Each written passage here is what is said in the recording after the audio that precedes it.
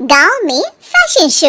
शहर की fashion designer Ritu की शादी गांव के जमींदार शेर सिंह से हो जाती है। लेकिन शहरी कामकाजी रितु का गांव में मन नहीं लगता।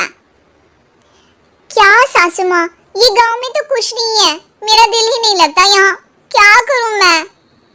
अरे बेटा, जहाँ पति का कारोबार, बीवी तो वही अच्छी लगती है ना। अब हम लोग इतने पैसे वाले हैं कि गांव में मेरे बेटे लायक लड़की ही नहीं मिली। अरे माँ, मैं तो ये बोल रही हूँ कि क्या करूँ जिससे मेरा थोड़ा दिल लगे। अरे बेटा, मैं भी शहर की थी, यहाँ आकर मैंने गांव में स्कूल खोल लिया। बच्चों को पढ़ाती थी तो मन लग जाता था। तू भी कुछ देख ले जिससे गांव की बहू बेटियों का भला हो जाए और तेरे जमींदार ससुर जी का नाम भी हो जाए।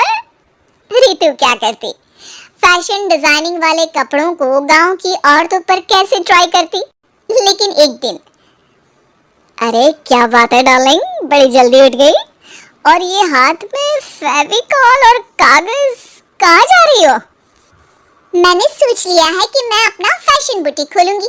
गांव की औरतों को सजा धजा कर फैशन शो करूंगी और यहाँ की औरतों को भी शहर के फैशन से वाकिफ करवाऊंगी। फैशन और यहाँ की औरतें, अरे इन लोगों को तो बस चूल्हा चौका आता है। खाली समय में एक दूसरे के सर से जुए निकालती है या फिर अचार पापड़ बनाती है। इन लोगों के बस के नहीं है फैशन को समझना। लेकिन रितु मानती नहीं।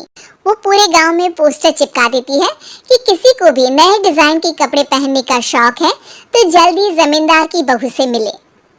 लेकिन रितु की दुकान में 2 दिनों तक तो कोई आता ही नहीं। पर एक दिन, अरे कमला, क्या हुआ? क्या देख रही हो?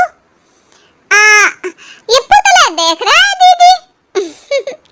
क्या दिख रहा है इसमें ऐसा? अब देखो तो दीदी, ये पुतला मेरे जैसा ही है ना, पतला दुबला लंबा, बस मैं काली और ये गोरा। तो ये बता, इस पुतले के कपड़े तुझे कैसे लग रहे हैं? अरे कपड़े तो बहुत ही सुंदर है दीदी, लेकिन तू ना बस कल इसी समय आ जाना और अपने जैसी 2-3 और को भी ले आना। अगले दिन कमला 2 लड़कियों को लेकर आ जाती है।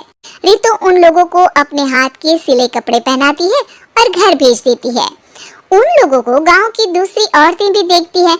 और फिर क्या, अगले दिन रितु जब दुकान खोलती है तो सामने बहुत सी औरतें उसके बनाए डिजाइनर कपड़े पहनने को तैयार खड़ी होती हैं। तुम लोगों को कपड़े के साथ ही हल्के मेकअप और स्किन केयर की भी क्लास देनी पड़ेगी।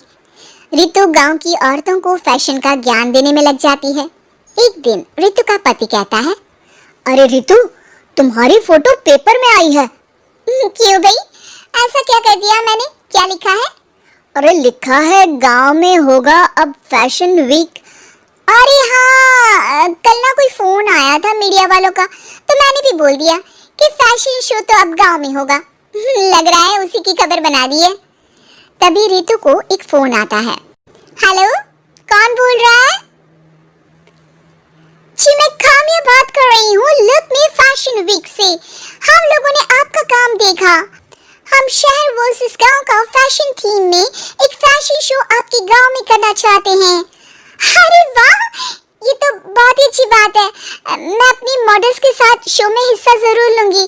बस अब क्या था, वो दिन भी आ जाता है जब रितु की गांव की गोरी शहर की छोरी के साथ स्टेज शो में हिस्सा लेती है।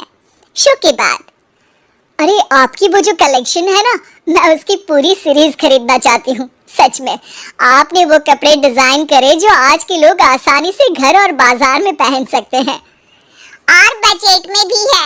हम भारतीयों के लिए तो ये डिजाइन बेस्ट है जी। वैसे आपने क्या सोचकर ये कपड़े बनाए और आप इसे कितना आगे और लेकर जाना चाहती हैं?